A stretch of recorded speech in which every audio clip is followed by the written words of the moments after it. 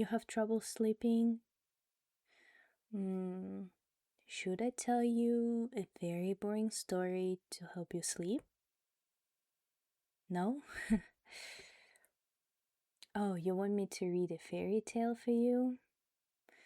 Well, in that case, which one? Goldilocks and the Three Bears? Oh, because you used to listen to it when you were little? That's adorable. Let me find it first. Goldilocks and the Three Bears. Here it is. Are you ready? Close your eyes, take a deep breath, and relax. Once upon a time, there were three bears who lived together in a house of their own in a wood.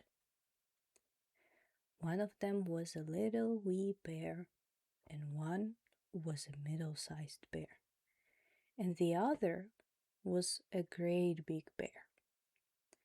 They had each a bowl for their porridge, a little bowl for the little wee bear, and a middle-sized bowl for the middle-sized bear, and a great bowl for the great big bear. And they had each a chair to sit in,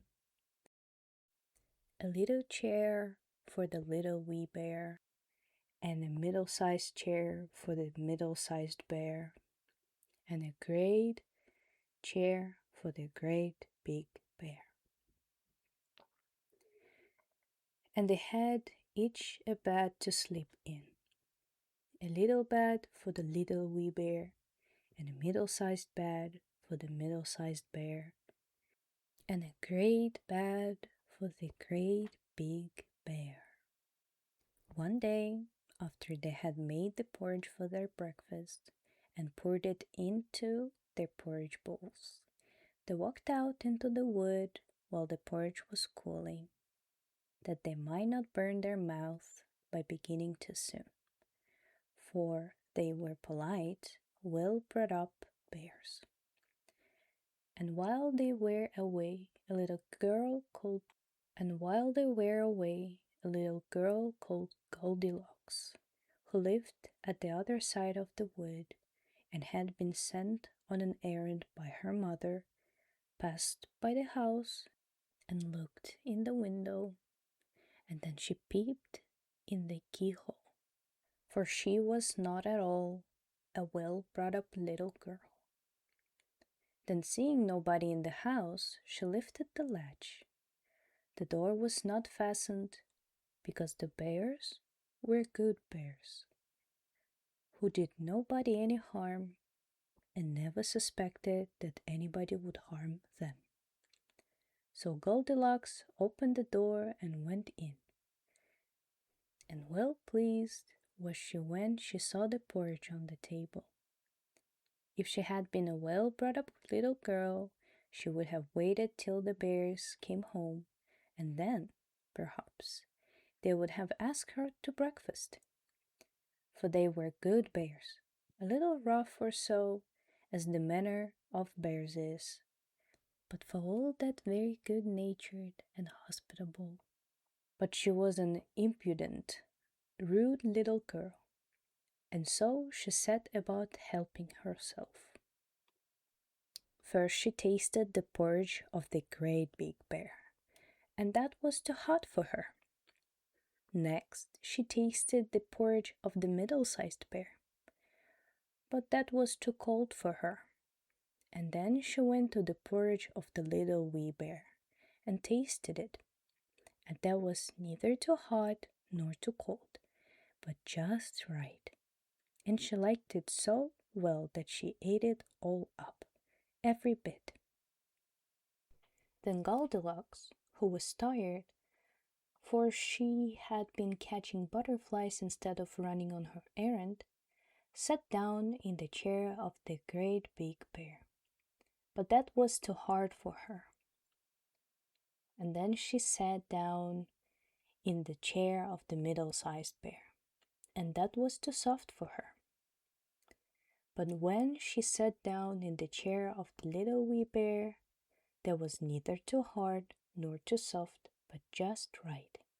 So she seated herself in it, and there she sat till the bottom of the chair came out. And down she came, plump upon the ground, and that made her very cross, for she was a bad-tempered little girl. Now, being determined to rest, Goldilocks went upstairs into the bedchamber in which the three bears slept. And first she lay down upon the bed of the great big bear, but that was too high at her head for her. And then she lay down upon the bed of the middle-sized bear, and that was too high at her foot for her. And then she lay down upon the bed of the little wee bear, and that was neither too high at the head nor at the foot, but just right. So she covered herself up comfortably and lay there till she fell fast asleep. By the time the three bears thought their porridge would be cool enough for them to eat it properly, so they came home to breakfast. Now careless Goldilocks had left the spoon in the great big bear standing in his porridge. "Someone has been at my porridge," said the great big bear in his great rough gruff voice.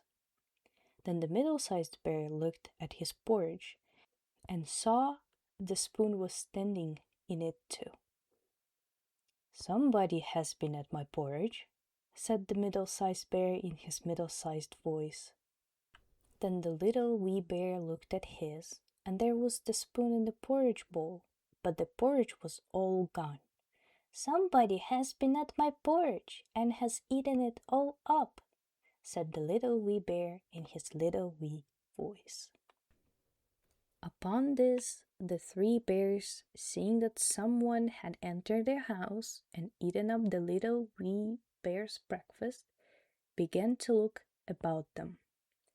Now the careless Goldilocks had not put the hard cushions straight when she rose from the chair of the great big bear. "Somebody has been sitting in my chair," said the great big bear in his great rough gruff voice. And the careless Goldilocks had squatted down the soft cushion of the middle-sized bear. "Somebody has been sitting in my chair," said the middle-sized bear in his middle-sized voice. "Somebody has been sitting in my chair and has sat the bottom through," said the little wee bear in his little wee voice. Then the three bears thought they had better make further search in case it was a burglar. So they went upstairs into their bedchamber. Now Goldilocks had pulled the pillow of the great big bear out of its place. "Somebody has been lying in my bed," said the great big bear in his great rough gruff voice. And Goldilocks had pulled the bolster of the middle-sized bear out of its place.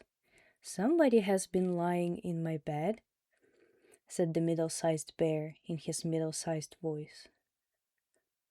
But then the little wee bear came to look at his bed. There was the bolster in its place, and the pillow was in its place upon the bolster. And upon the pillow there was Goldilocks' yellow head, which was not in its place, for she had no business there. "Somebody has been lying in my bed, and here she is still," said the little wee bear in his little wee voice. Now Goldilocks had heard in her sleep the great rough gruff voice of the great big bear, but she was so fast asleep that it was no more to her than the roaring of wind or the rumbling of thunder. And she had heard the middle-sized voice of the middle-sized bear, but it was only as if she had heard someone speaking in a dream. But when she heard the little wee voice of the little wee bear, it was so sharp and so shrill that it awakened her at once. Up she started, and when she saw the three bears on one side of the bed, she tumbled herself out at the other and ran to the window. Now the window was open because the bears, like good tidy bears as they were, always opened their bedchamber window when they got up in the morning. So naughty, frightened, little Goldilocks jumped, and whether she broke her neck in the fall, or ran into the wood and was lost there, or found her way out of the wood and got whipped for being a bad girl and playing truant, no one can say. But the three bears never saw anything more of her. End of the story. Good night, sweetheart. I love you.